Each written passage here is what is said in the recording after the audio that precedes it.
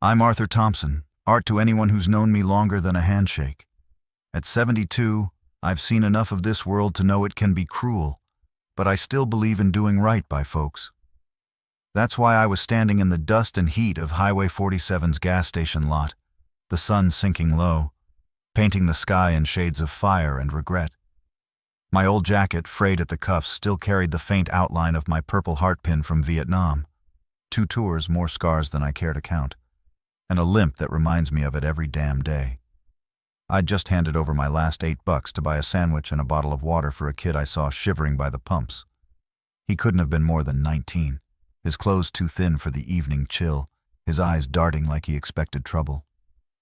"Here, son," I said, passing him the food. "You look like you need this more than I do."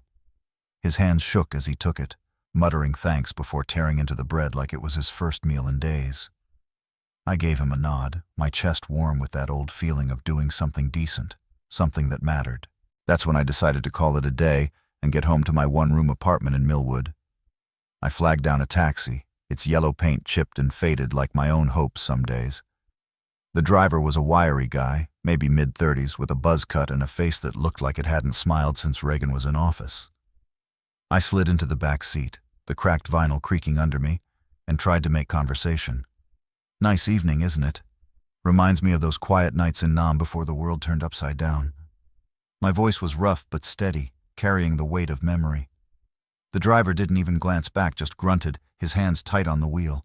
I leaned back, clutching the empty cardboard box from the sandwich, its edges soft from my grip. I've learned to let silences be, but something about this guy's attitude set my teeth on edge. We were maybe 10 minutes down the highway when I noticed the meter. The numbers were climbing faster than a chopper taking off under fire. I squinted, my bad eyes straining to make sense of it. "Hey, friend," I said, keeping my tone even. "That meter's running like it's trying to win a marathon. You sure it's set right?" The driver's eyes flicked to the rearview mirror, and I saw something ugly there. Contempt, plain as day. "You questioning me, old man?" he snapped, his voice sharp enough to cut. "You veterans always think the world owes you a free ride." The words hit like a punch to the gut. I've heard that kind of talk before. Cashiers rolling their eyes, bureaucrats shuffling my paperwork to the bottom of the pile, but it never gets easier. My hands tightened on the box, crumpling it. "I'm just asking for what's fair," I said, my voice low, the anger simmering. "I paid my dues in blood and years." The driver didn't care.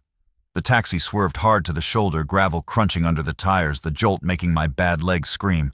"Out!" he barked, slamming the brakes so fast I nearly hit the seat in front of me. I blinked, my heart pounding. "What? We're miles from town." My voice stayed calm, but inside I was boiling. The driver turned, his face twisted like he'd tasted something sour. "I don't give a damn. You're wasting my time, Grandpa. Pay up and get out, or I'll make sure the cops know you're trouble." I stared at him, this punk who probably never faced anything tougher than a traffic jam, and felt the weight of every insult I'd swallowed over the years. I reached into my pocket, pulled out my last crumpled $10 bill, and handed it over. He snatched it like it was his birthright, then pointed to the door. "Now." I stepped out, the highway stretching empty in both directions, the air thick with dust and the fading heat of the day. The taxi peeled away, its taillights mocking me as they disappeared. I stood there, alone, the crumpled box still in my hands, the ache in my leg pulsing with every heartbeat. Humiliation burned in my chest, hotter than the shrapnel that tore through me in '68. I'd fought for this country, lost friends, carried wounds that never healed, and now I was tossed aside like garbage. For a moment doubt crept in. Maybe I was just an old fool, clinging to a world that didn't want me anymore. But then I straightened up, my jaw tight. I'd survived jungles and ambushes. I'd survived this. I started walking, each step a defiance, my boots scuffing the gravel. The sky was darkening, the stars just starting to poke through, and I felt that old fire in my gut, the one that kept me alive through the worst days. Then a low rumble broke the silence, not like a car, but heavier, meaner. Headlights flickered in the distance, and the ground seemed to shake. My old instincts kicked in, sharp as ever. I stepped off the road, my eyes narrowing as the rumble grew into a roar. What happened next changed everything. You won't want to miss how this unfolds. I'm Arthur Thompson, Art to those who've earned the right to call me that. Standing on the side of Highway 47, my boots crunching gravel, I felt the sting of that taxi driver's betrayal like a fresh wound. The sky was bruising purple, the stars just starting to poke through, but my blood was boiling hotter than a Saigon summer. I'd given my last dime to help a kid who needed it, only to be tossed out like yesterday's news by a punk who wouldn't know honor if it saluted him. My leg ached, the shrapnel from 68 screaming with every step, but I kept walking, driven by a fire in my gut that hadn't burned this fierce in years. Then that rumble hit, low, mean, like the earth itself was growling. I stepped off the road, my old instincts sharp, and saw headlights cutting through the dusk. Not a car, something bigger, much bigger.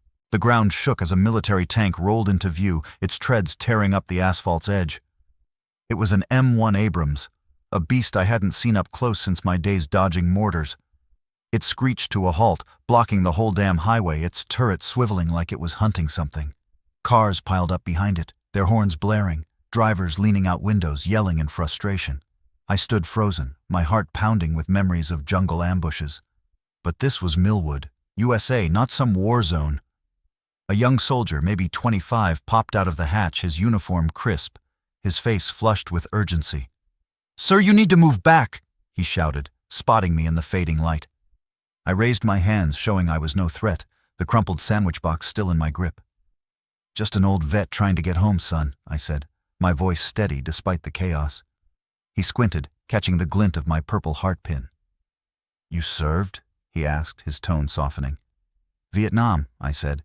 2 tours, got the scars to prove it. Before I could say more, a police cruiser roared up, lights flashing red and blue, cutting through the growing crowd of stranded drivers. 2 cops stepped out, one a burly guy with a shaved head and a sneer that could curdle milk. His name tag read, Sergeant Malone. The other was younger, quieter, his eyes darting like he wasn't sure he wanted to be here. Malone sized me up like I was a problem he could squash. "What's an old man doing out here, causing trouble?" he barked, his hand resting on his holster. I took a breath, keeping my anger in check. "No trouble, officer. Just got dumped by a taxi driver who didn't like me asking why his meter was running like a slot machine." I laid it out plain. The kid I helped, the driver's contempt, the way he took my last $10 and left me stranded. Malone's sneer deepened. "Sounds like you were the problem. Maybe you shouldn't be wandering highways at your age, Grandpa." The word hit like a slap, but I'd heard worse. Still, it burned. "I paid my fare," I said, my voice low, hard. "I fought for this country. I deserve better than this." The younger cop, his name tag reading Officer Hayes, shifted uncomfortably, his eyes flicking to my pin, then away. Malone didn't care. He stepped closer, his bulk towering over me, his breath smelling of stale coffee.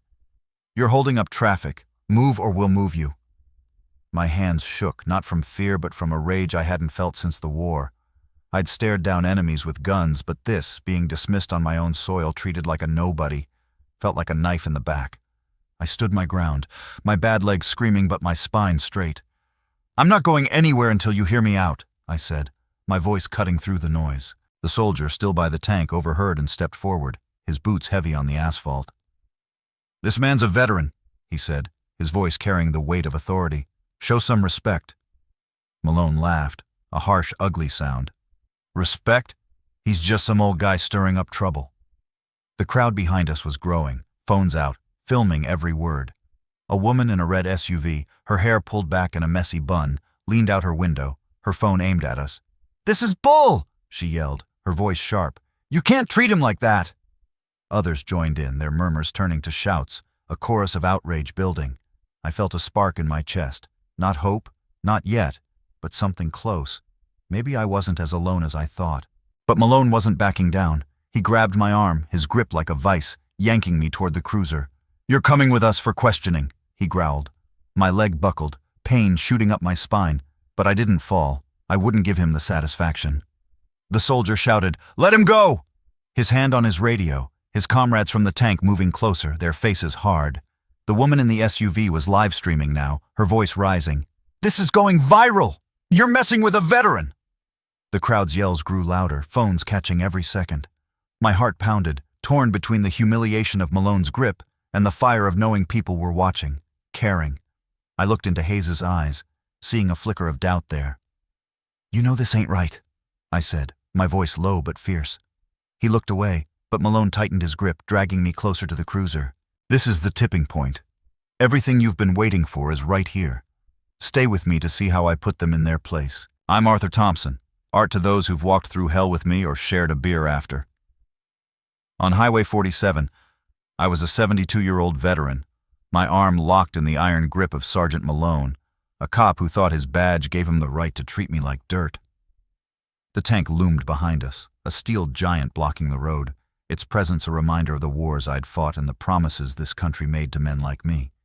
The crowd's shouts were a rising tide, their phones flashing like fireflies, capturing every second of this injustice. My leg throbbed, the old shrapnel wound screaming, but I stood tall, my eyes burning into Malone's.